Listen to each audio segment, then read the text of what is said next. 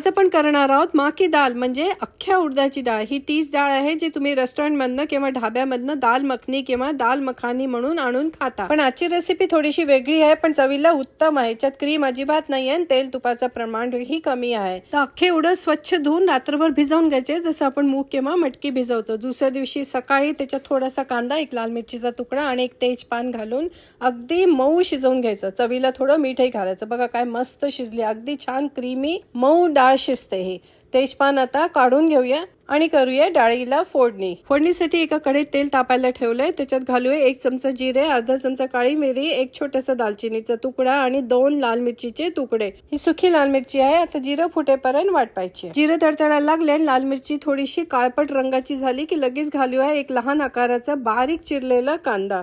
कांदा मऊसर होईपर्यंत परतून घेऊया। गॅस बारीक करून मी कांद्याला थोडंसं लालसर परतून घेतलंय। आता त्यात 1 चमचा भरून आलं लसणाची पेस्ट घालायची। तुम्हाला लसूण जास्ती आवडत असेल तर 2 चमचे घातलं तरीही चालेल। त्यासोबत 1 टेबलस्पून बटरचा तुकडा, घरचं लोणी घातलं तरीही चालेल, बटरच हवं असं काही नाही। आता हे छान पैकी परतून घेऊ। आलं लसणाचा कच्चा वास जो आहे तो जायला हवा, तेवढ्या वेळ आपल्याला परतायचं आहे। आलं लसूण शिजलं, परतलं गेलं की लगेचच घालायचं आहे टोमॅटो। तर मी घालते आहे टोमॅटोची पेस्ट। ही मी आणते कॅन मध्ये येते आणि उरलेली वाया जाते, म्हणून मी नेहमी फ्रीज करून ठेवते।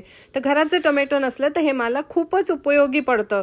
तुम्ही फ्रेश टोमॅटो मिक्सीमध्ये बारीक वाटून घ्या आणि त्याची प्युरी घातली तर उत्तम। जर टोमॅटो घरात नसेल तर काय करायचं, त्यासाठी म्हणून मी तुम्हाला हा एक वेगळा उपाय दाखवला आहे। आता टोमॅटो पेस्ट शिजेपर्यंत त्याचाही कच्चेपणा जायला हवा, तोपर्यंत छानपैकी परतून घ्यायचे। टोमॅटो पेस्ट नीटपणे शिजावी म्हणून बाजूनी थोडंसं पाणी घालते, म्हणजे कांदा आणि टोमॅटो पेस्ट छानपैकी एकजीव होऊन मस्तपैकी मसाला तयार होईल। आता घालूया 1 टेबलस्पून भरून कसुरी मेथी। ही हातात थोडीशी चुरडून घ्यायची, म्हणजे मस्तपैकी याचा सुगंध सुटतो। आणि त्यासोबत बाकीचे मसाले म्हणजे 2 टेबलस्पून भरून धन्याची पूड, अर्धा चमचा हळद आणि 1 चमचा भरून काश्मीरी रेड चिली पावडर। तर मला खूप तिखट डाळ नको आहे, तुम्हाला आवडत असेल तर तुम्ही घरचं जे नेहमीचं तिखट आहे ते काश्मीरी चिलीच्या ऐवजी ते घालावं। आता हे परत छानपैकी परतून घ्यायचंय। बाजूनी तेल सुटायला हवं। या पॉइंटला तुम्हाला तेल तूप जर कमी वाटलं तर थोडंसं अजून घालू शकता, कारण मसाला शिजायपुरतं तरी तेल आपल्याला हवं आहे, खूप कमी घालूनही चालत नाही। तर मी 1 टेबलस्पून बटरच घालते आहे। माझ्या मुलाला बटरचा टेस्ट फार आवडतो, पण तुम्ही तेलही घालू शकता किंवा साधं तूप घातलं तरी चालेल। आता मसाला छान परतला गेला पाहिजे, बटर मेल्ट व्हायला पाहिजे, तोपर्यंत हे परतून घ्यायचंय। व्हिडिओ कुठून बघताय हे कॉमेंटमध्ये जरूर कळवा, मला तुमचे कॉमेंट्स वाचायला अतिशय आवडतं।